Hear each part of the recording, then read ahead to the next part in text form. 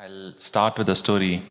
There was a time when I was living in Bangalore. I was a bachelor, and you know how bachelors are, right? So we were all crammed in like a two-bedroom house, and all of us were in this mode of saving money and building for our future and so on.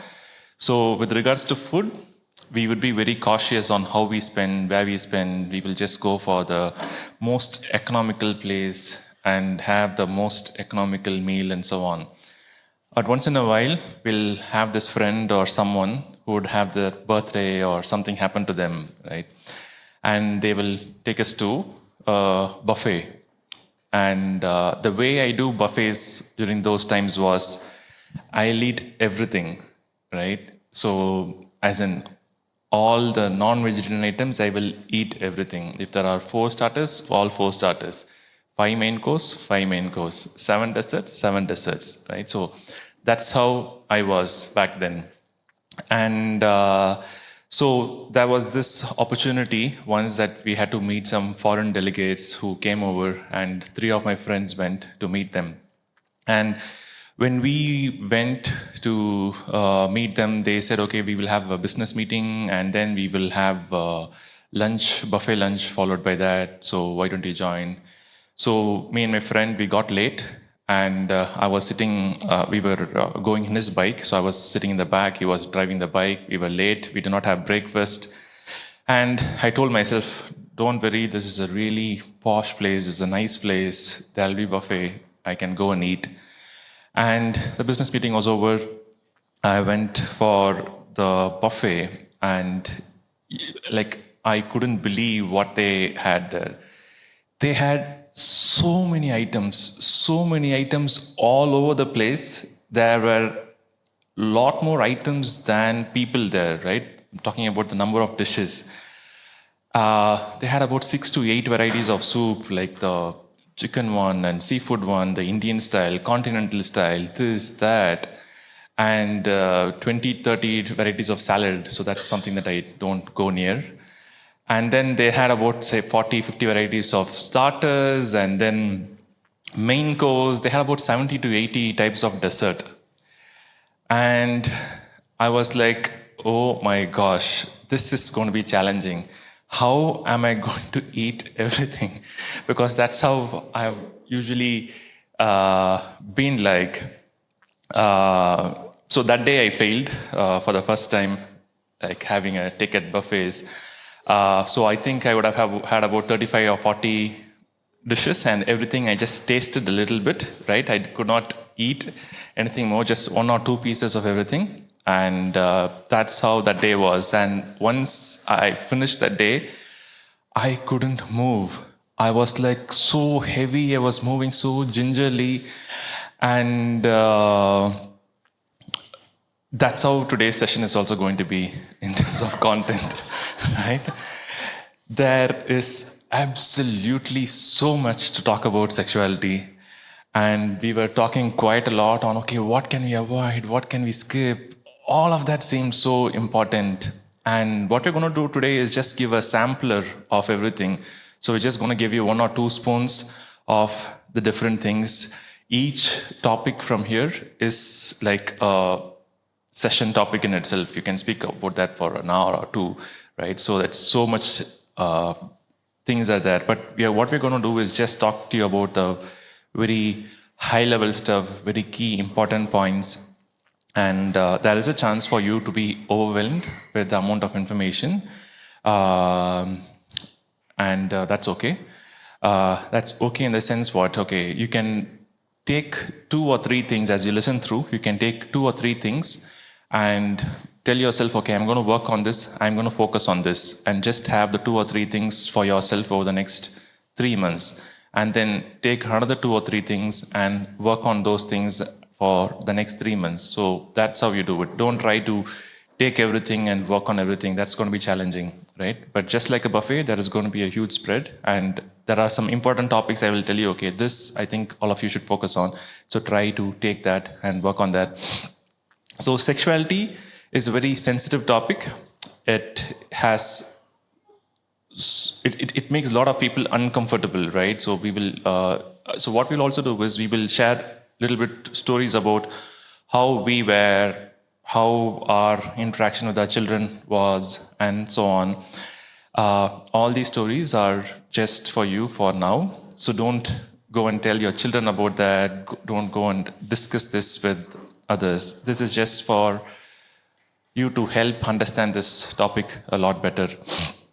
So, so sexuality is a very uncomfortable topic, and for a lot of folks, this can create some sort of an awkwardness, even saying the word sexuality.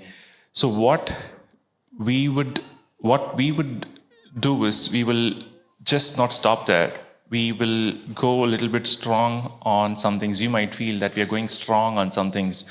For example, the language we will use to describe few things, you might feel like, what? Did they just say that? Right? So, of course, we will say that. So, say, for example, what is this? Eyes. This one? Nose, mouth, hands, legs. This is penis, right? And for women, it is vagina and breast, right? So, all these terms, we will use that because us skipping these terms is what creates shame, and we will also talk a little bit about what shame does and so on. So the first question that you can think about is, or you can ask yourself is, or you can, if you're sitting next to your spouse, you can ask your spouse is, do you describe the different body parts with an appropriate term? Is something that you can take some 5 seconds or 10 seconds to think about, or if you want to talk to your spouse about it, you can do that. We started talking about sexuality in Life Hub, I think 2 years back. So we observed the children and we saw that the children were having certain conversations. They were curious about certain things. And so Andrea and Jaren kickstarted the journey and told that we have to talk to our children about sexuality. So we are very thankful to Andrea and Jaren for that, for giving us good resources, because till then we were so blank, we didn't know how to approach it, we didn't know how to talk about it.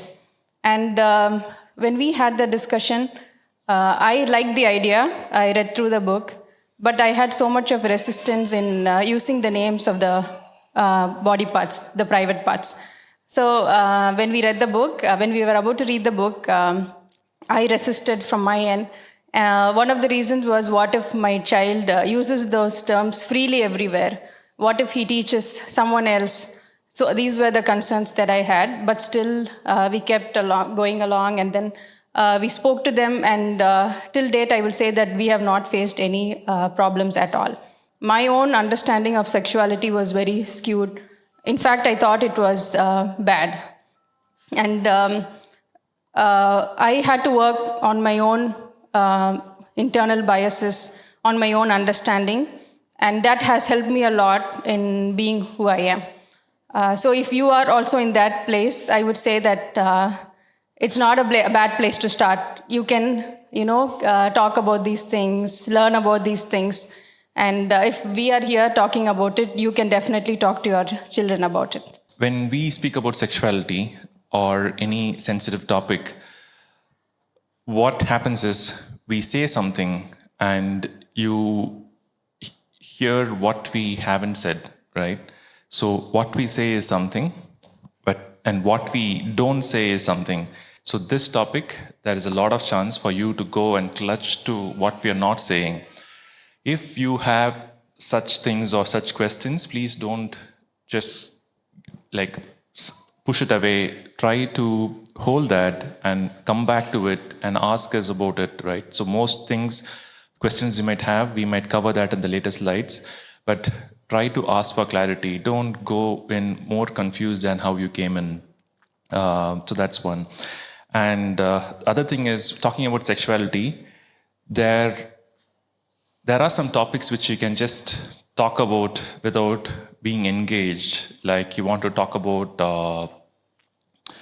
rocks, how rocks are formed, or different types of rocks, or if you want to talk about the turtle hatching or the migration of birds and so on. all of this, you can talk about it just like as a fact, right? But sexuality is not a topic that you can talk about it in a disembodied way. That is, you bring your whole self, your whole body into the conversation. And what we are going to do today is to talk about, primarily, we are going to talk about the energy we bring into the topic of sexuality in our lives with our spouse and with our children. So we are not going to speak more about the intricacies, right? But we are going to speak mostly about the self, that the energy that we bring in to these conversations. So before we go into the next one, I have a small exercise. So if you're sitting with your spouse, you can turn to them, or if you're sitting with anyone else also, you can turn to them and take 30 seconds and talk to them about the topic that you think your child is comfortable with. For example, for me, my children are super comfortable with me to talk to me about cars, about football, about money, and so on. So those are the things that my children are very comfortable to talk to me about. So like that, what are some of the topics that you think your children are comfortable talking to you about? So if you can just turn to the person next to you and discuss that. Okay, got some things? So anyone wants to share like what you figured out that the kids are comfortable talking to you about? Sorry? Cooking, okay. Cooking was one. Cricket, okay. Anything else? Satellites, space, okay. Okay. So what is that? Traveling, okay. Beach, wow, okay. So how long usually would these conversations last? From what I have figured out is most of these conversations are very short and sweet conversations, right? They will ask a question, we'll answer, and then they will move on to something else. So to be comfortable with sexuality, we need to go to a level where we are able to have 100 1-minute talks with our children. To prepare for 100-minute conversation is technically easy. We can read through the material and then we can go through a book and just read that to them. But to have 100 1-minute conversations is difficult, and that's what we should move towards, right? And this is a very important thing that you need to understand. Your children are only going to bring you topics that you are comfortable with. They have this inner sense or this inner ability to know, is my dad or is my mom comfortable with this topic? If they think that you're uncomfortable, if they think that you will be intimidated, if they think that you will be nervous or you're scared, then the chances for them to bring that topic to you is really, really low. So that's why I said, so sexuality is a topic which we don't just engage from here, we bring our whole selves into that conversations. These are some book recommendations that we have. Don't worry, we will send the links to all these books. We are not going to speak about them, but these books have good language on how to talk to different children of different age groups about the different topics, right? So we will send you these links. This is the what. So what is not, what you're going to talk about is not what we're going to talk about today. We're going to talk about the how and the why, right? So when children come to you, when they are not comfortable with anything that you say, the way you respond to their questions, the way you respond to their thoughts, the way you respond to their ideas brings something called as shame, right? So shame is joined to sexuality, and that's evil's goal. If shame is joined to sexuality, then sexuality can be twisted. Anything that is good can be twisted. So things get twisted when shame is attached. So at the first, it's important to understand about what shame is. So what is shame? Anyone wants to take a stab at what is shame? In earlier times, people will research on different things, right? People will research on monkeys, people will research on rats, and so on. But in the recent times, people have moved ahead and started researching about topics like shame and beauty, and that's fascinating. So there is this person called as Brené Brown, who has researched extensively on shame, and this is how she quotes what shame is. So, shame is the intensely painful feeling of believing that we are flawed. So, we are flawed is something that, so the we are flawed bit, please like take note of that. And therefore, unworthy of love and belonging is what Brené Brown says. So, unworthy of love and belonging is an aspect I think she talks about, but what I would say is it is unworthy of a lot more things. And moving from a place of being unworthy, we also push ourselves to the place of I am not that. I am not that. So that's how shame enters into the system. So we'll talk about how shame comes in and what shame does when we go through the different topics. When we say we are flawed, what about us is flawed is an important question that we need to answer. So before we go into that, so who are we? So who am I? I am kind, I am loving, I am patient, I am caring, I am beautiful, I am intelligent. So, from the great I am, this is who I am as a person. So, this is my self, this is my being, this is who I am, this is how I have been created as. As parents, as caregivers, it's important for us to bring to light this about our children. So bring to light, yes, you are a kind person, you are a loving person, you are a patient person. So one of the primary responsibilities that we have as stewards of our children is to bring these things out. But what shame does is shame goes and attacks these things and tells you, oh, this is not who you are. And the way shame works is, so I said the researcher who researched about shame, right? So shame triggers something called as the flight or fight response.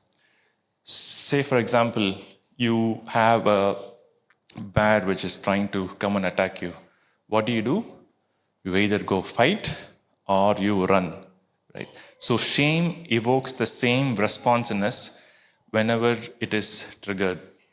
And in the concept of shame is self-evaluation, where you tell yourself, okay, I am not kind, I am not loving. So it's a self-evaluation, and the bear right there is you. So you are the one you are trying to fight against. And what happens when you try to fight against you is, we will do this with a little bit of examples so you will understand a little more. So what happens is, so the evil whisper comes and tells you, hey, you are not this. And what do? You go and agree or believe to that. So let's do an example. So you have a 5-year-old child. The 5-year-old child, you call the 5-year-old child to come for lunch or dinner. Child is like, no, I am going to play with my toy. Child is playing all over the place. You tell them once, twice, thrice, 4 times, 5 times, they don't listen. Then you get all worked up and you are like, if you're not going to come, I'm going to take this and throw it away. Child still doesn't listen. And you get even more worked up. And eventually what do? You take it and you throw the toy in the bed or on the sofa, wherever, right? And say, I said come, you have to come now, right? And the child is angry at how the child was treated. Child sees your iPhone there, and the child takes the iPhone and throws it down, and iPhone becomes a nothing phone. So that's how nothing phone was formed, if you don't know, right? And And you look at the phone and you're like, what? You're so selfish. You only care about your things. You don't have any value at all. Blah, blah, blah, blah, blah, blah, blah, blah. You go on, go on, go on. So at that moment, what the child internalizes is what? Okay, I am not caring, right? And this bit, it kind of, first, what happens is this goes into the shadow. I don't know how we can blur it, but like imagine that being blurred, that caring bit of you is being blurred and it goes inside the shadow. It's not in light. And then after a period of time, you go to a place which is totally opposite to what caring is. And you're like, hey, na appadithaan. I am like that. I am self-centered. I am like that. Do what you want. So we believe something about us which is not true, that when that happens, we can be so sure that shame has got into the system. I will tell you another example. Imagine it's a 6-year-old boy this time. So 6-year-old boy, so the mother, so you have put your clothes for drying, and you want to go pick it up, and you're like, oh, go there. You tell your son, okay, can you go pick it up? And he's like, okay, mom, and he's going there. And after 15-20 minutes, you see the child has not returned. Then you go up and see what happens. The child takes your bra, wears the bra, and the child is playing with it.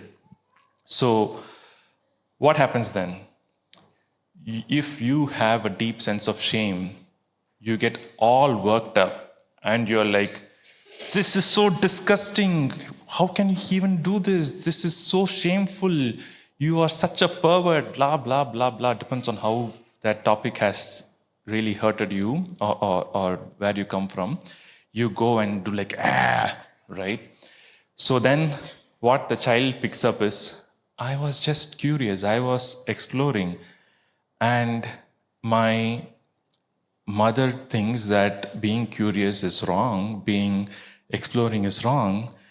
To the child, it's just any other cloth, right? It's just like a t-shirt or whatever, just another piece of cloth. It's not like, okay, it's a bra and this and that. They don't understand that.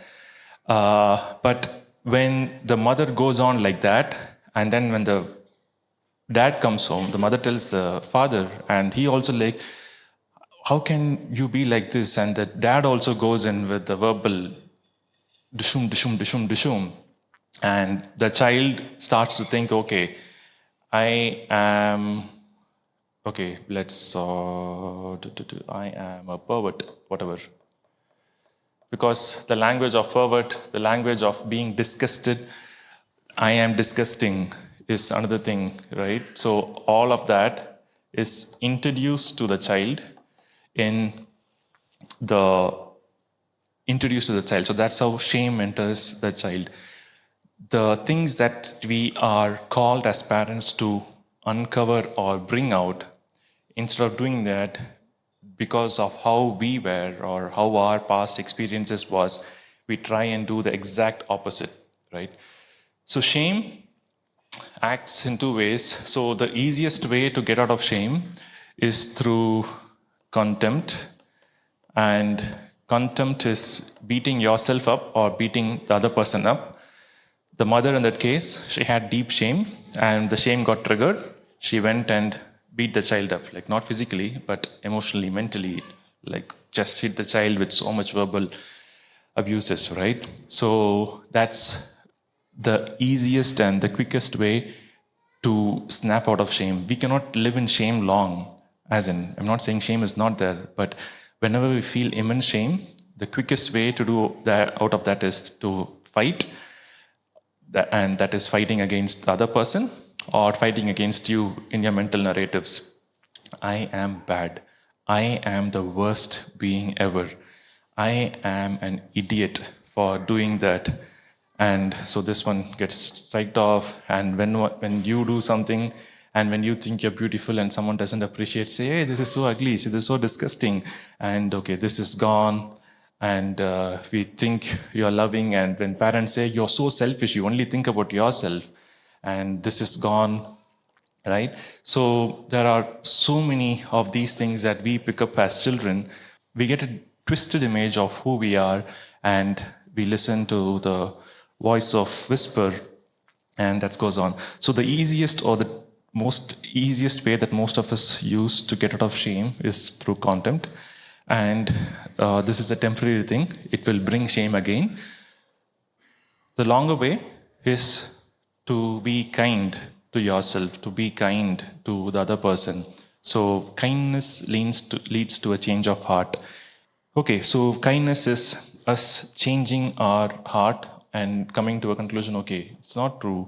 I am not caring. I am caring. That's how I've been made, right? So that's kindness. So kindness leads to repentance. So the way to get out of shame is through kindness. Whenever we feel shamed about something, we start to disown it. We start to push it away. So when you feel shamed for being beautiful, you would start to push that away. You will start to disown that and tell yourself, I am not beautiful. I am not kind. I am not loving. Because when someone says something and when shame is attached to it, we will start to disown it or push it away. Why is this important? Because knowingly or unknowingly, we all have different levels of shame, picked up through so many different life experiences. And it's important for us to understand we don't pass that also to our children. We try to break that cycle of transferring shame from one generation to another generation. Why talk to your children about sexuality? We quickly do this. It's because children will, as in the adult, will get involved in sex a lot later. So as per the survey, a lot of kids become sexually active when they are in ninth grade, right? So when you as a parent, you as their primary caregiver, you speak to them about sex, they would wait, hopefully until marriage, and get involved. They make safer sexual choices, and they are better able to voice out what they want and what they don't want in life. They have lower rates of sexually transmitted infections and teen pregnancies. This is again, we took something from the US database, and they report higher self-esteem, and their relationship with the parents, it is a lot closer compared to a family which does not speak about sexuality. So that's why it's important for you to talk to your children about sexuality. We often have this question, what exactly is sexuality? And I was trying a couple of months, I was thinking about this, what exactly is sexuality and is there a way to define it? And what I realized is it is actually very hard to define it because it is who we are. So at its core, sexuality is tied to our physical nature as male and female, which is what gender is all about. And a key part of this is a desire for intimacy. So this human sexuality, which has so many components to it, but we only think that it has to do with sexual behavior and sexual or reproductive health. So when we have that sort of understanding that sexuality is only about the last two components, then we are also we feel uncomfortable because we feel we do not have enough information to talk to our children. But when we know that it is so vast, it is almost like a part of us, the core of our being, which starts from our body, which is anatomy. Then it's about the gender, who I am as a boy or a girl, male and female, who you are, the relationships that you have, how do I connect or how do I care, the body image, how do I feel about myself, pleasure, what feels good, and then comes sexual behavior and sexual health. So I would like to say that we actually will not be talking much about the last two topics because that is a big topic by itself, and it's mostly to do with preteens and teens and young adults. And hopefully we will talk more about it in the coming days. But as of today, we will talk about all the other things, and so that we get an understanding that sexuality is essentially the core of our being, and it's a very deep and vast topic. How can evil twist sexuality? So I said earlier that evil tries to join itself, shame, evil tries to push shame and join itself to sexuality. So when that happens, you can twist sexuality. So to take over sexuality, if you see now, all of these topics are under an attack of shame, right? Right from body, gender, relationships, body image, pleasure, sexual behavior, activity, reproductive health, everything, right? So a twisted narrative of who you are not is brought into all these different topics, and that's how sexuality is being twisted. So let's talk about the body piece. So as I said earlier, the way we dismantle shame is by speaking out. First is use the appropriate language. Don't say, oh, this thing, that thing, etc., etc. Call it by what it is. It's a vagina, vagina, penis, penis. Whatever it is, call it by the name it is. And we saw about the books right earlier. So we said there are some books. So in one of the books, it talks about sexual intercourse. So when talking to a child about what sexual intercourse is, they use the language, or we use the language that a man puts his penis inside the woman's vagina. So that's what sexual intercourse is. If you have, how am I going to do that? So that's the energy that you bring to the conversation. So that's again something important. So try to work on, okay, what's happening here when I hear these terms? When we don't use the appropriate language, again, we open the room for shame to come in and take over. Body boundaries. Most of you, I think, you would know about this already. You would talk to your children about this already. You will tell them, okay, so these parts are precious, they are private parts, they have to be covered, and if anyone touches you, you tell them, okay, no, you don't do that, etc., right? So we tell them, okay, no, don't touch me. So you also have something called a safe and unsafe touch. So safe and unsafe touch is just not touching children in their private parts. It's also about the energy that the person comes and touches them with. So teach them that. So it's not that, okay, holding here is safe, holding here is unsafe. It's not something like that. So it's about the energy. So children can feel that. So give them language. If someone touches you and you don't like it, say, uncle, can you please take your hands off? Uncle, can you please keep your hands to yourself? Or auntie, can you please take your hands off? Something like that, right? So give them that language. Ask them to repeat it after you when you teach them. So that's on body boundaries. So consent, we can start that from a very young age. I think a lot of folks who have done the MCP course, you would have spoken about that there. When you change the diaper, so tell to the child what's happening. So tell them, okay, mommy is going to, or daddy is going to change the diaper. Slip off the tongue. Slip off the tongue. So I should have said daddy instead of mommy.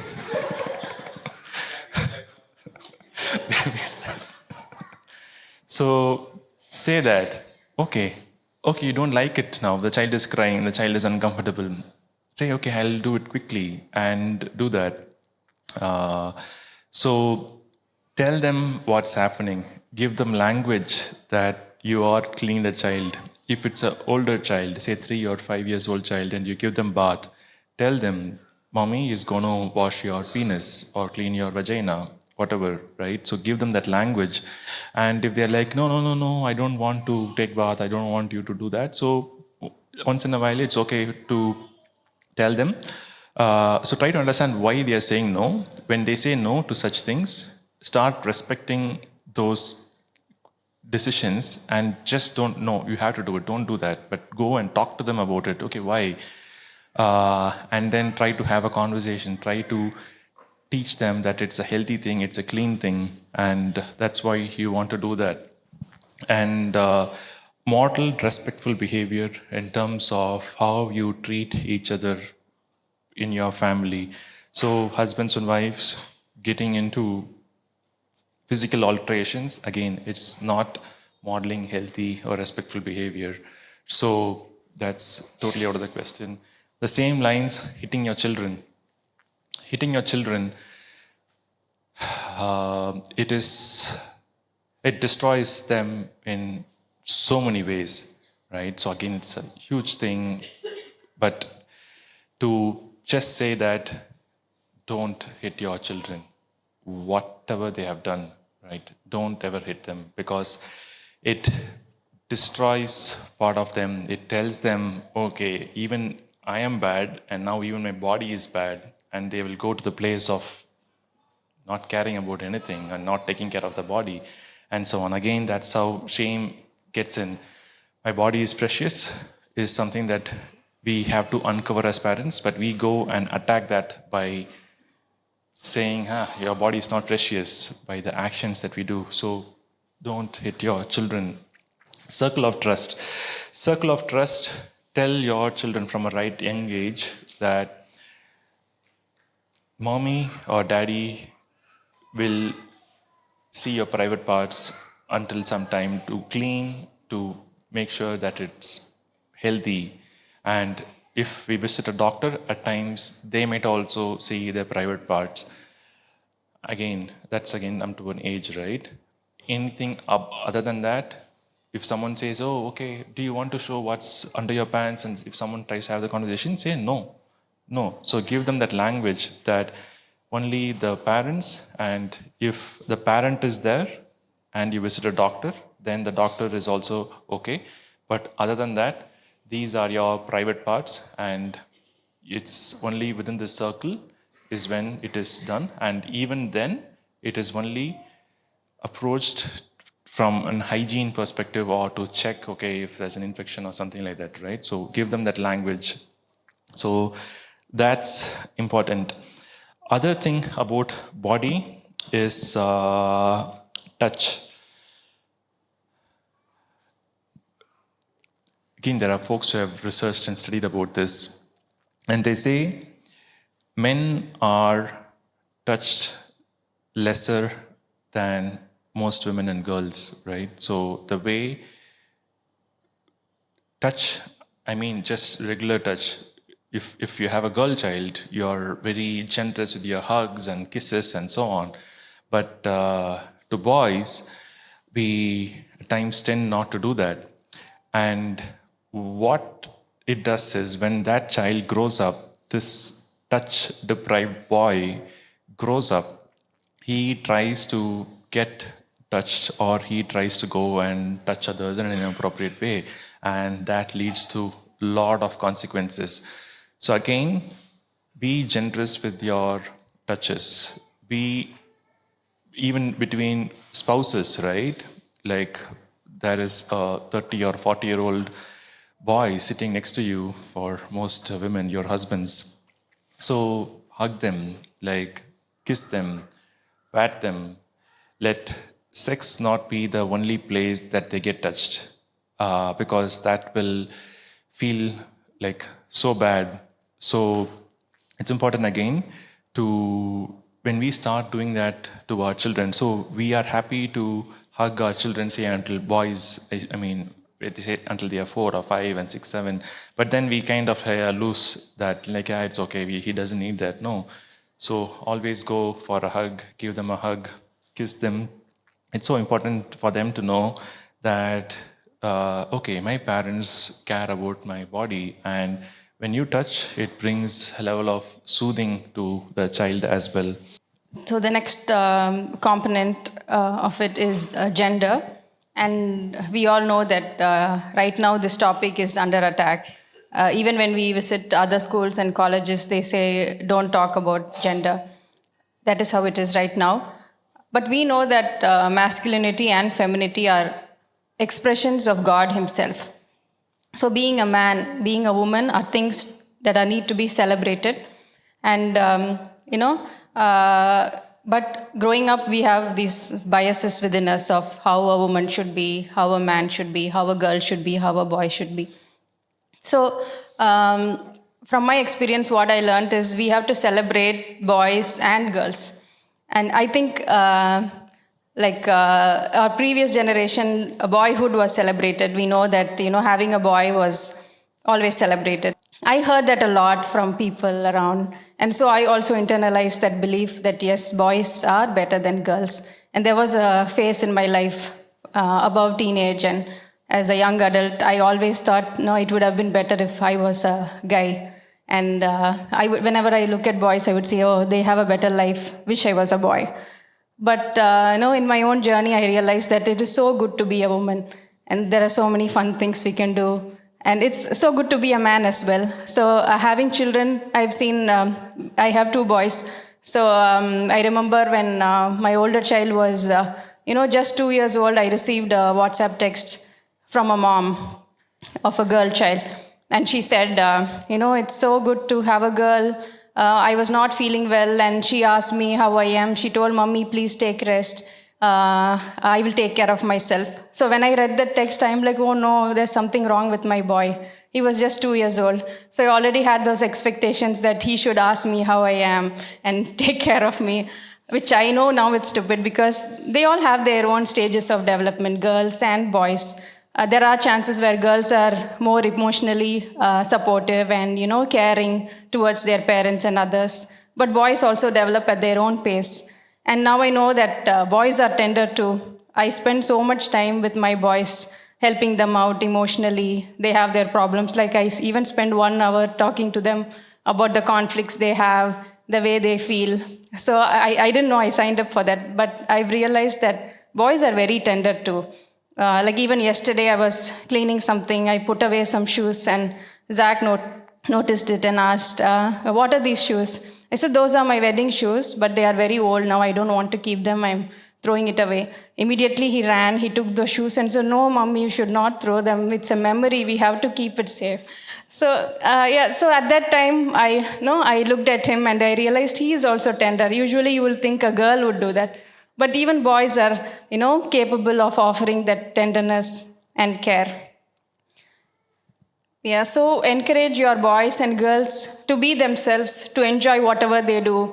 Don't put your own expectations on them. Like girls, you should play with dolls, and boys, you should play with the football or cars or whatever. Because I have observed that both my boys are very different, and one of them likes to play with dolls. He has a doll, and even now, he carries them around. And but one day I saw that his friend had come, and he saw that doll was just lying around. He threw it away, and he said, I don't know whose that is. Yeah, but I know he enjoys playing with that. But I have never stopped him from doing that, because I know that is a way of nurture, how he shows his affection to his toys. But I know that every single parent here of boys and girls, the first toy that they choose is something from the kitchen. They love playing with balls. They love doing, pretend play, making something. So guys and girls like that. So we have to allow that kind of nurture and not stop the boy saying, why are you playing with this? Or girls from saying, don't play with cars. No, those are things that we have grown up with. So let's stop doing that to them and allow them to be who they are. And the other thing is, offer emotional support, both boys and girls. Being a mother of boys, I know that boys definitely need emotional help, and I'm very sure girls do too. It might seem like you spend a lot of time, but it's very important for their growth, and we will see that the reason why in the later slides. Avoid preferential treatment of one gender over the other. If you have a girl and a boy, be mindful of the fact that, you have to treat them maybe not in the same way. I'm not saying offering care and love will look the same for a girl and a boy, but be cautious that, you are not favoring your daughter, you're not favoring your son over the other. Those are things that you should be mindful of. Sometimes you may tend to do that. If you're more attached to your son, if you're more attached to your daughter, you can think of the reasons why. There could be layers of reasons of why you are doing that, and that is something you could discuss with your partner as well. Yeah, and the other thing is your own view of the other gender, of your own gender and the other gender as well. The way you look at, talk about other men, other women, and the conversations, the spoken and the unspoken conversations that you have in your family. You might think that, they are not listening, they are not involved in it. But I think you all know they are listening, right? Especially the conversations that we don't want them to hear. They'll, even from the other room, they will shout out, or they'll be there. I don't know. Whenever we talk about anything sensitive, they will be there and they know. So if you ever make comments about other women, how did you see that person, how she was dressed last night? Did you see this guy? Or the neighbor, he has signed up for being a chef. Is that a job for a man? Things like that, when you say, you may think those are casual conversations.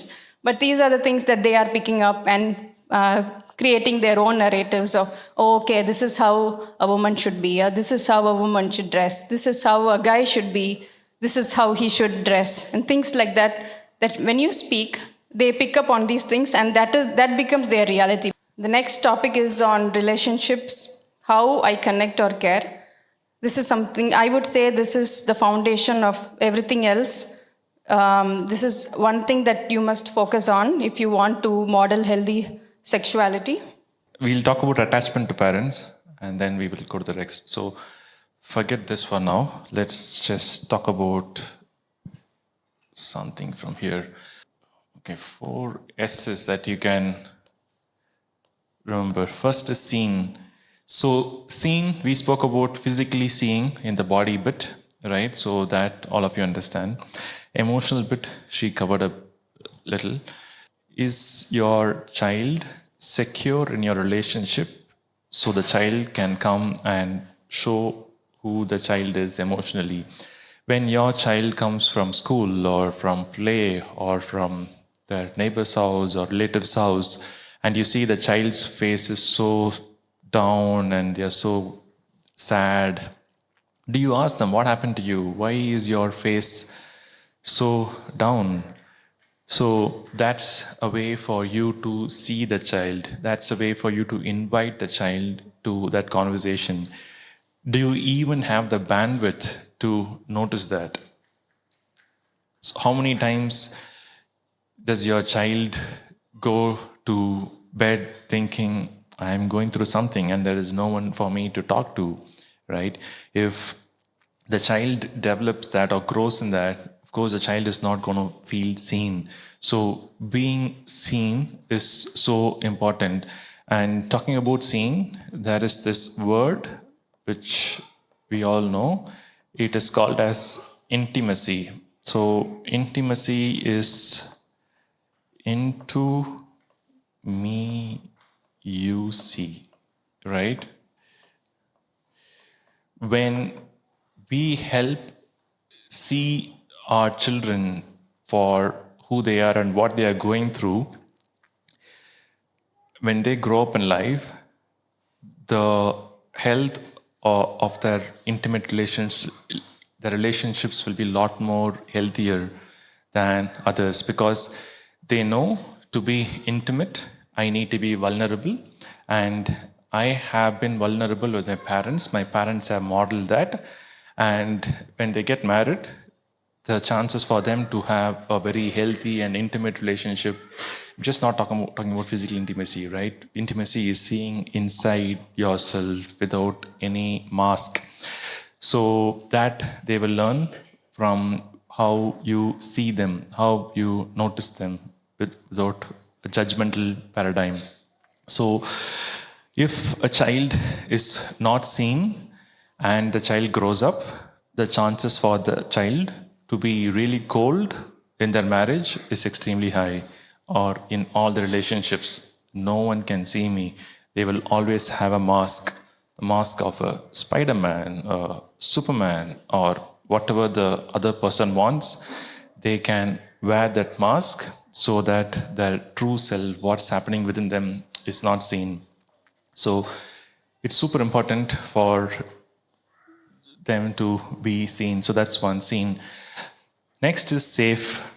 Safe, again, from a physical standpoint, all of us take a lot of measures to be safe. We don't let our children be like, okay, you can drive your cycle wherever you want, you can go wherever you want.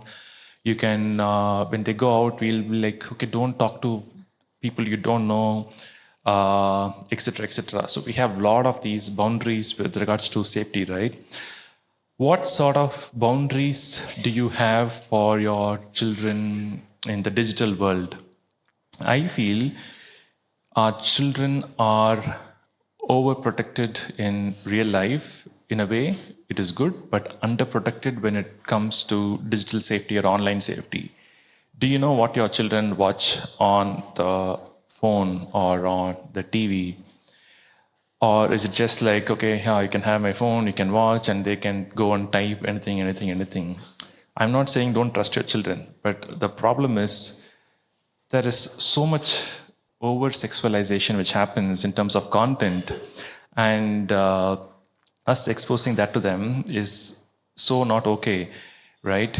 So from a digital safety point of view, you can talk to some of the staff and the kind of content your children watches, and it's absolutely shocking, and it's not okay because we are exposing them to so much stuff and so much gets in, which is not okay. And many times it's like, okay, they sit with the parents and watch, and again, that's not okay.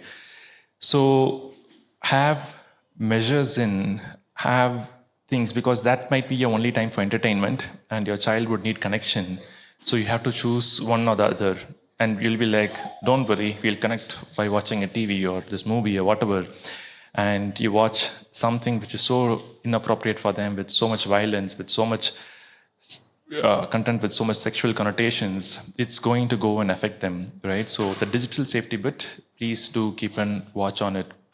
We don't tell them, okay, go and talk to whoever you want, listen to whatever they say in the roads, right? But digitally, when we give them the gadget and say, you can do whatever you want, it's exactly like that. Some joker sitting somewhere, it's like they will just share their views and thoughts, and we think, okay, if a person sits in that Funma junction and talks about it, it's not okay. But if a person sits in a studio and talks about some junk, it's okay? No, it's not okay. So try to have such boundaries. If the best approach is to not expose them to screen time, but by some way or the other, the children are exposed to screen time, don't give them the gadget in their hand. Put something on TV and let them watch from the TV. If you're using a computer, try to have like a desktop computer which is face the other side, like the wall is there, let the monitor face the other side and let them use. So all these are some measures that you take to help your children. Again, it's not about not trusting them, but it's about us being aware of what's happening and having a healthy boundary. And whenever they watch something, the relationship with you should be strong enough for them to come and talk to you about that. If you are going to be like, then okay, you need to work here. So that's on safety. The next thing is on soothing, right? All these are in itself individual topics. So every child needs to be soothed, and children do not know how to self-soothe or self-regulate, right? So children learn soothing from their primary caregivers. Children learn how the person sees me, how the person responds to me when I am in distress, and that's how they regulate. When the child is crying and you are like, why are you crying? You just had your food, right? If you do like that, so that's not soothing. So when children are dysregulated, they are in one of these two zones, the hyper arousal zone or the hypo arousal zone. And let's go back to the example that we spoke about earlier, right? The child playing with the toy, the car, and the child was playing the toy. Mostly the child was in this state. They were energized and they were stable and they were just playing.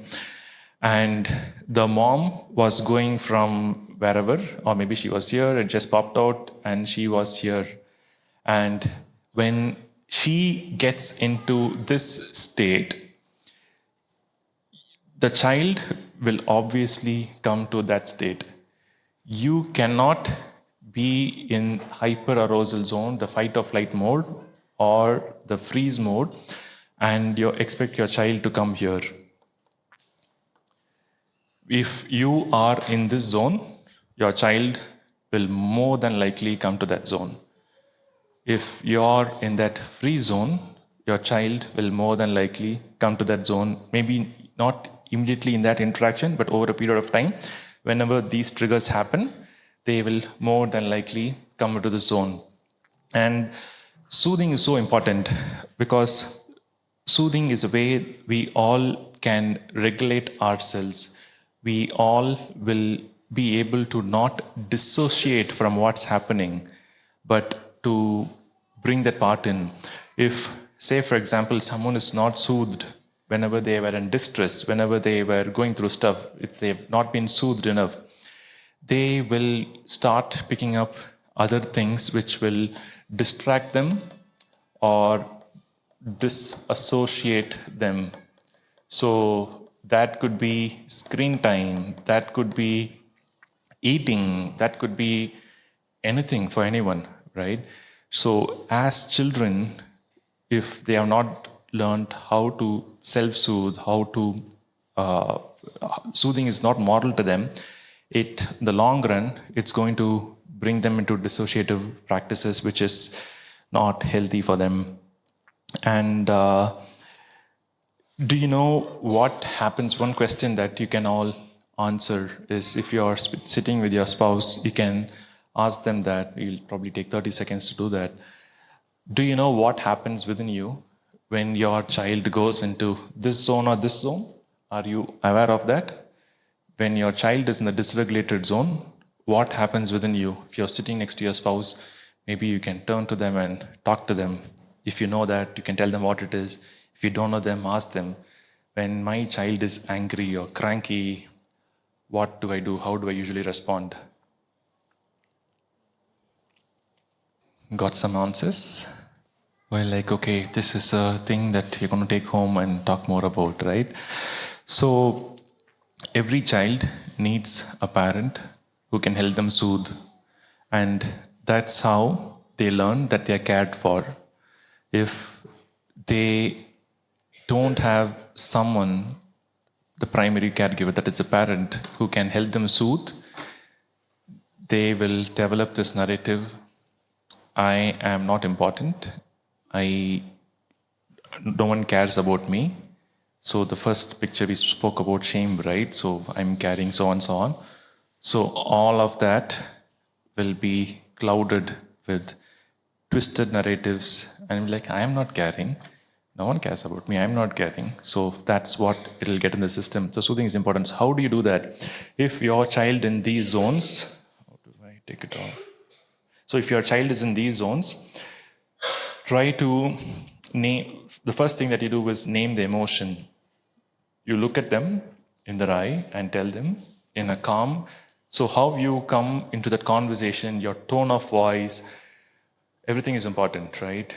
You seem angry is a tone of voice that you can come up with. If you say, don't shout, that tone of voice is not going to help. You thinking that it will take them from here to here? No, it will keep them there. It will also bring you there faster. So first is name the emotion accurately. What you see it's happening. You seem sad. You seem very withdrawn or whatever. So some emotions you can talk about for here. So first, name the emotion is one. Second, address the need behind the emotion. So if you know what the need is, tell them. Most probably, most often than not, it will be a valid or a healthy desire. So acknowledge the desire. Say, for example, your child wants to be friends with another child. So this happens, right, with most of us. And the other child treated your child indifferently, and your child is very upset, and your child comes here Like, there is no one for me. I'm so lonely. I'm so sad. That's how I am. So instead of saying, yeah, you don't deserve such people, chuck them. We will go and figure out, get new friends for you. Think about that. Think about this friend. So don't try to change the topic. They have a need to belong. They have a desire to belong. So acknowledge that. Acknowledge that. Tell them first, okay, I'm sad that this happened. I'm sad that this friend treated you this way. uh, you really want to belong, you really want to be friends with her, isn't it? So talk to them about it.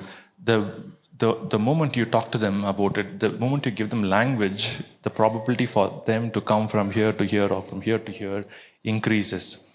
So acknowledge their desires, acknowledge their emotions, tell them emotions come and go. Emotions is not the permanent state, it's like a cloud. You have this emotion at times and it goes, but blessing those desires at those moments is really important. Last thing, when we do all of this, is especially the seeing bit over a long period of time is, and seeing, so all of this is when they feel secure. They will feel secure in your relationship, and whatever happens to them, whatever happens at school, whatever they're thinking, instead of going to their friend in school or Google or ChatGPT, they will come and talk to you. So it is super important for us to look into all of this, because it also tells them that the dimension of security is, can I be myself with my parents, is something that goes on within them. Can I bring my emotions to my parents, is something that goes on in them. When they feel comfortable to do that, then I would say that relationship with you is secure, and to do the whole sexuality piece or whole parenting piece will be a lot easier. This secure attachment lays the foundation for you to have any type of conversation with your child. So I would say that you understanding about the 4 S's: seen, safe, soothed, which in turn makes your child secure, will open up their confidence in you, and they trust you enough to ask any question. And what I've realized is the answer that you give is not as important as the energy that you bring in. My children have asked me so many questions around sexuality. At their age level, whatever they are going through, they ask me. Sometimes I become shocked when they ask me some questions. Okay, I would never have been able to ask my parents anything like that. So I am glad that they are okay and they feel safe enough to ask those questions, and I try to answer them. And the thing about regulation that Prasad spoke on, soothe, that is also a very important component. So growing up, as parents, we offering regulation and soothing to our child will help them develop the skill of self-regulation.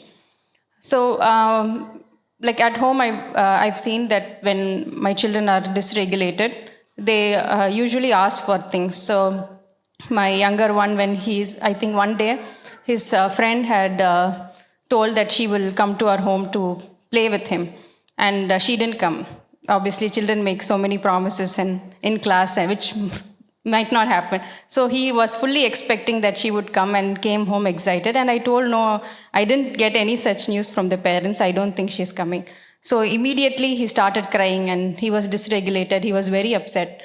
And I wanted to, offer him comfort. So I called him. I know you are sad. You wanted your friend to come. And immediately he said, just give me the phone and I will feel better.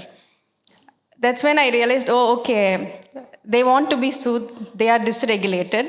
And the easiest thing for me also at that moment, if he is very dysregulated, will be to give my phone. And I've observed that many times with my children when they are down, they're asking for an ice cream. Like, give me the ice cream, I will feel better. So, and that's when I think, oh, okay, they are resorting to other things. They are resorting to a screen, they are resorting to some food because they are feeling dysregulated. They don't know how to come back to the regulated stage. And that is why they are demanding this. So if your child is asking for such things, and I know I've seen parents doing that, the child is crying, they give their phone. the child is, asking for something dysregulated, they give whatever the child asks, not knowing that the child is actually feeling something, feeling sadness. In that example, he was sad that his friend did not come home, and he didn't know how to manage that emotion, and he immediately asked for a phone. So when you do the hard work of not giving in to the temptation of handing over the phone, and when you do that internal work and also help your child to soothe, they acquire the skill of self-regulation, when they co-regulate with you. And this happens over time, from when they are a toddler. We usually take care of toddlers, right? When they cry, babies, we offer them comfort. But when they grow up, we don't offer as much. We say, okay, stop crying, just go play. But when we do that, when we co-regulate with them, we develop that skill, which in turn will help them as adults to understand their own emotions and come to the regulated state. Like even at the workplaces, I have observed, like when I remember when we have very important projects or there is a deadline, the guys usually say, okay, it's getting too much, let's all go for a smoke break or sutta break or whatever. And I used to think, okay, what do they really get from that? So they are dysregulated, they feel that tension, and they say, okay, let's resort to a substance to make us feel better, and then we can come and focus on our work. So when you are doing these things, you are actually helping your child not to resort to substances, alcohol or whatever. But they are acquiring these skills. I'm not saying that there will be no exploration. They might be interested. They might ask questions about alcohol, smoking. Children are usually very amused. They see someone smoking. If it's something they have not seen, they are like, what are they doing? So, and the energy in which you speak is important. But, the core of it is helping them regulate. Instead of advising them when they become teenagers or young adults, hey, don't go to drugs, say no to drugs. I'm not saying we should not advise them, but this is the hard work that you're doing when they are young. Helping them to regulate is what helps them when they are grown up. One thing about the attachment to parents, the connection between the spouses is also very important. The children see your connection and they find comfort when you are fully connected. Yesterday something happened and I was thinking deeply about that. Like my parents called me up and they had some kind of trouble and both of them were in distress. Both of them were talking to me. And I said, okay, that's okay. We can figure that out. And I hung up. I didn't have a solution for them. But I was very dysregulated because I was not talking to them. I hung up the phone. They were not around. They are in some other place, not near my house. But still, I could feel their distress. And I was, dysregulated. I was not feeling okay. And after a couple of hours, they called me and said, no, that is sorted. I think it's okay. And then I'm like, okay. So that made me wonder, even as an adult, I feel the distress of my parents who are not near me. Imagine the plight of a child when they are in your own home. You might not share it with them. You might be in another room or, but they can really sense what is going on between you both. So you being connected, you doing that hard work of working on your marriage will really bring comfort and safety for your child. And the way they see you will also help them to, envision their own future. Like I was telling this example of my son. He used to say that, Mummy, when I grow up, I want to get married. I want to have one wife, 2 dogs, 3 cats. And then the next day he'll be like, no, I changed my mind. I want to live on a farm. 1 wife, 3 dogs, 5 cats. So he would say this story over and over again. But that 1 wife would remain the same. So I would be glad. Okay. So he wants to get married. He wants to start his own family. So he thinks that it is a good thing to have a family. But children who are always in homes where it's, dysregulated, when there is a lot of, fights and things like that, I don't think they would even want to start their own family. So these are things you might not feel that is important because you are pouring into your child. You want to give them the best education. Like even with my own self, I was thinking my parents, all they wanted to do was give me a good education. The only advice I would get is study well, have to focus. I don't think they ever asked me to be anything but to study well. But what they also did is have a good marriage. They would always be together wherever they went. They would be together, and I don't remember them engaging in fights that were, difficult for me to handle. And end of the day, I would always see them connected, and they would take care of each other. So for me, that was very normal. If there is a problem, you talk to your spouse. So over the years, I think Prasad would agree that I have never had a problem in going and talking to him if there is an issue. For me, that was normal. Like even if it's something that I did or he did, it's very normal for me to go and talk to him and ask him what happened, and get back to that reconciliation, because that was what was modeled by my parents. But they never spoke about it. They advised me to study, but what they actually did that impacted me was them being connected. Yeah, the next topic is on sibling dynamics. That is a big topic by itself, but I will just give you some ideas on what can happen if you favor one child. So have you heard of the golden child and the black sheep? Who all have heard about it? Okay. Yeah. So the golden child is the sibling who is often favored or idealized by the parents, receiving excessive praise, attention, and validation, which can lead to high expectations and pressure to maintain perfection. So I would say I was a kind of a golden child. I would try to live up to the expectations of studying well, doing well. But when I was an adult, I realized, I don't know, did I live my dream? So when such a person grows up, they always tend to look outward for appreciation and not live for themselves, but for the validation of others. And then there is the other sibling who feels marginalized, criticized, neglected. So that is he's the black sheep, who is always in contrast with the family expectations, and does not go to any family events. They feel they don't belong to the family. And I don't want to get into details, but both the golden child and the black sheep, they don't have a good marriage. So golden child married the black sheep, there is a lot of struggles that we have to go through unless we be aware of, what we are doing, what am I doing, what is he doing. This is because of the way we were raised. So that's the one pointer that I wanted to say. Next is on body image. Yeah, so body image is how I feel about myself. This is conditioned by the family, by the primary caregivers, by the society, by the times that we live in. It's very different for every culture. For example, in some cultures, it might be okay to be chubby. That might be attractive. But in some cultures, you have to be lean. So all those things are shaped by the culture and also by the family. So as parents, what we can be aware is what are the biases that you have. Do you want your child to be a certain size? Like I know MCP parents, they want their toddlers to be chubby. They're like, he does not put on weight, he's not eating. So there is this expectation that a baby should be chubby and then they should be of a certain size. So those are all your expectations, but you have to remember that they have to be healthy. And the size and body shape, everything is based on the genes, the type of food you eat. And you cannot expect all the children to look the same. So you have to work on your own biases and understanding of body image. And one part of that is, cultural landscape.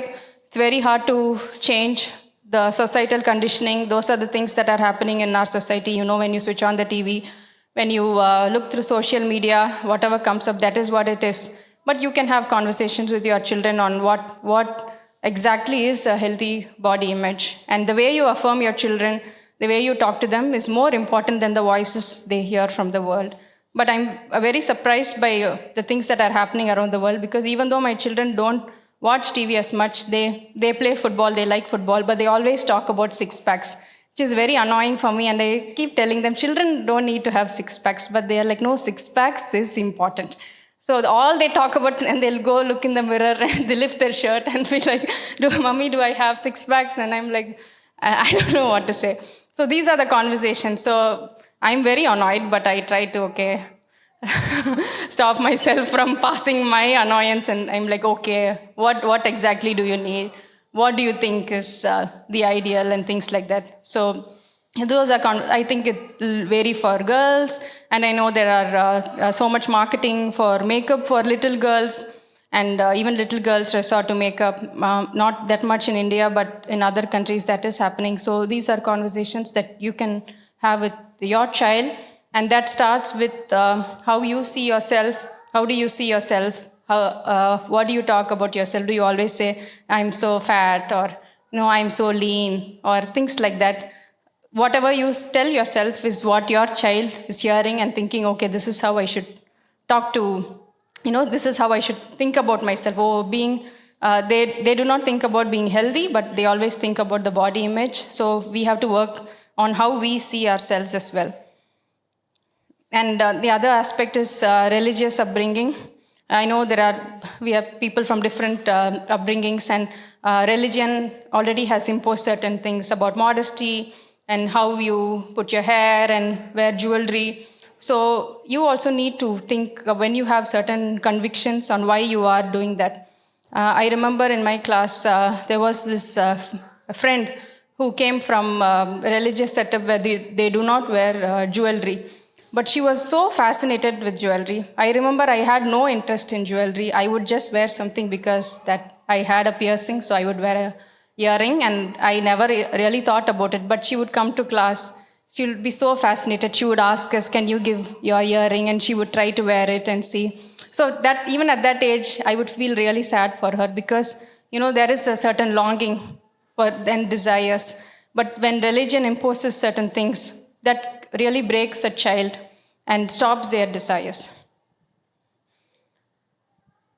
Yeah, we'll go to the next one, which is pleasure. What feels good? Prasad will talk in detail about pleasure, but I would like to talk about delight. Children like to be delighted in. So we all know that. They do something, they'll come and show you. Even in class, it might be a small thing. They'll be like, ma'am, see, I made this. So they want to be delighted in. They want to be seen. They want to be seen by you. Even in church, I usually sit in the last row, and I observe we often have our own show at the back. The little children, they'll come twirling their skirts, or showing what snack they have. They will not give it to us, but they will just show. And what they are saying is, look at me, look at me. So yesterday I wrote this quote: every child longs to be seen and heard. They delight in the joy you take in them. A little girl twirling in her dress and a little boy inviting you to chase him are in essence saying, look at me, delight in me. And I also thought about my own self when I was a small girl. I would like to do that in church especially. I don't know why. Maybe that's the place where people gather. I would go around smiling, waving at people. And what my parents used to do is worry about me. They would come home. I don't think they scolded me, but they would talk between them like, I don't know, she asked for so much attention. She's always smiling at people, and that's distracting to others. So they would, fuss about it. And what I thought about myself is, okay, this desire is wrong for me to want attention. So I killed that desire to want attention. So most of my life, I have not wanted any attention. I would want to be invisible or in the back row. So children have the desire, and I'm not saying all the desires should go in their full form and celebrate them. There is a way to contain the desires, which Prasad will talk about. But the way that you do that is very important. So affirming your child when they want attention, when they want connection, talking to them, not telling them, hey, why do you want so much attention? Why are you doing this? Why are you running around like this? So instead of bringing that energy, you can say, hey, I like your dress. I know you want something. I see you. Things like that will help them. So we might not have verbally said, but the way we respond to different situations, bring shame, is the primary theme that we have been trying to build, right? So even the example about delight and so on. So the way you respond, it brings the shame. And shame is what with our sexuality is the primary theme that we are going by. These other topics are really deep and really vast. So I know we are about a little bit over time, so I'll try to finish it in the next 5 minutes very quickly. So by nature, all of us have two primary desires, and with your children, you can see that quite a lot. And even with adults, all human beings have these two primary desires. So one is to be authentic, and the other one is to belong.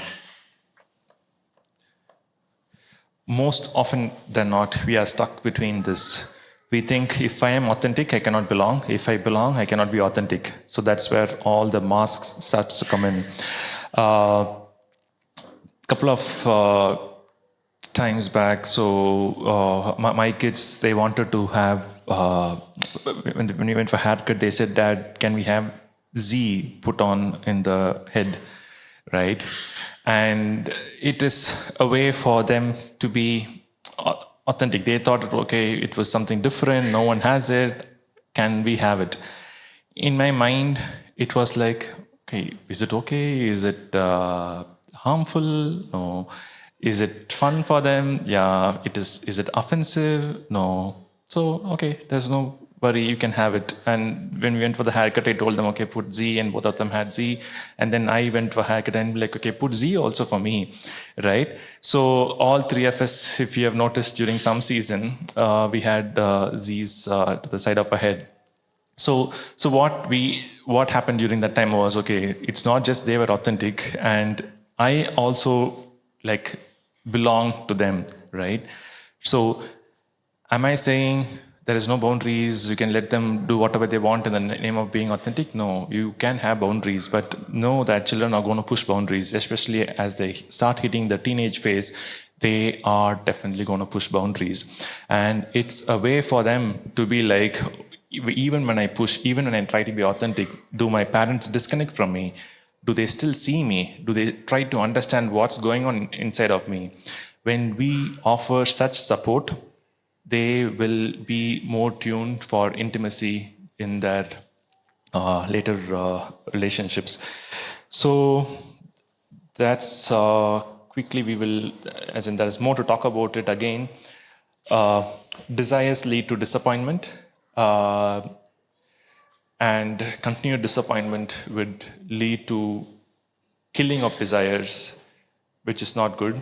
So whenever the child has a desire and that cannot be fulfilled, acknowledge that and bless those desires, even when you're not able to do that. The child wants something, you're not able to get it. It's like, yeah, I understand. You would love the toy, or you love this, but we cannot do that. The child wants to be friend with another child. So don't be like, you don't want that friend, this, that. So tell them, oh, yeah, you want to belong. You want to be friends. You want connection. It's a good desire. So bless those desires. Acknowledge the desire. That's so important. Don't try to kill the desires. Disappointments are bound to come with desires. Beauty is something which has been so twisted, and it has been made super one-dimensional, especially in the over-sexualized culture that we are living in today. Beauty has been brought to just skin deep. So again, something that you can go home and talk to your spouse about is, what is beauty? Talk to them about it. What is beauty? So there are different forms of beauty, and beauty is very subjective, but there is, of course, the physical side of beauty, which is what beauty is as per most of us, but that is not true. There is the physical beauty, and there is the cultural beauty with the culture, and there are moral beauties, right? So how you see beauty is super important in what your child is going to pursue. We have to help our children develop this capacity to appreciate beauty. Beauty is going to greatly help them or greatly destroy them. The thing with beauty is, the way we see beauty is, we always try to take beauty and put it as something that we can go and take it, we can go and grasp it, we can go and possess it, which is not going to be helpful, because that's what leads to lust. When beauty is objectified, it leads to lust. But when beauty is behold as beauty, that leads to awe. And that awe is what leads to worship and being thankful, right? So have routines, have things in your schedule where you go and talk to your children about beauty. And how can you do that? So again, you can, there is the nature also, which is beautiful. Take them to, once in a month or something, take them to a beach, go and see the sunset. Or if you're going in the evening, go sit and see the stars. Talk about how that is. So to appreciate beauty, to behold beauty, you need to slow down. Do you have that bandwidth to slow down? Because the capacity to appreciate beauty, the capacity to behold beauty is a very important component of their sexuality. So slow down, that's one. Moral beauty, we'll just talk about that, and we'll probably finish. There is this research done by this guy called Drake Helton, I think. So he says, what brings the most awe of beauty is the moral beauty of people. What is moral beauty? Moral beauty is when we see someone overcome hardships, someone go through challenging situations, and we notice that or we appreciate that. So that's called moral beauty. How can it happen in family perspective? Say, for example, you have had conversations about puberty with your children, and you can tell your children, say, when you're dining or eating something, you're like, okay, do you know mom had her periods and for the last 3-4 days, but still she was very tired, she was not doing well, but still she managed to cook food for us, she managed to do that for us, etc., etc. When you start to notice and tell that, kids will have this framework of, oh, okay, so this is beauty, that is moral beauty, right? So that sort of moral beauty, it builds that sense of awe in them, and in a sense is the ability to be in awe, is what Dan says. We can reclaim our innocence when we start to behold beauty and when we go to this place of being in awe. Boundaries, super important. All of what I said comes with boundaries. There are healthy boundaries. We'll just tell a story and we'll finish. There is this story of Israelites coming from Egypt to Canaan, right? So when they came in from Egypt to Canaan, they had this desire for good food. We were like, we want quail and manna. And so God said, okay, fine, you'll have quail and manna, but the boundary for you is you can take only what you need for the day. You cannot keep and store it. So that's the boundary that was given. But because of whatever, they were like, they were insecure of not getting it the next day, and they tried to store it up. So what was meant for yesterday, when you try to store it or possess it and make it, hold it, it gets destroyed. So boundaries are so important as well. With desires, with beauty, there are boundaries. Again, there is so much to talk about, but I think we have covered quite a lot today. So we will not be talking about sexual behavior and activity, which is what I do, and the next slide, which is sexual and reproductive health. You might have thought that this is what we will talk about, but as you would have seen, that there are so many layers beneath that, and we will talk about it sometime, but not right now. And also regarding sexual behavior, we know that this is the need of the hour to talk about these things. So we have been visiting schools and colleges, and we to talk about sexuality. And when we get the requirements from the school, we hear from them that masturbation starts at 7th grade, and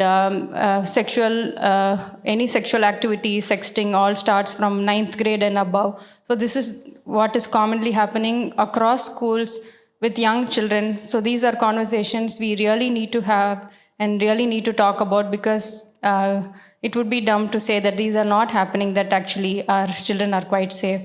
That's not something we can say right now.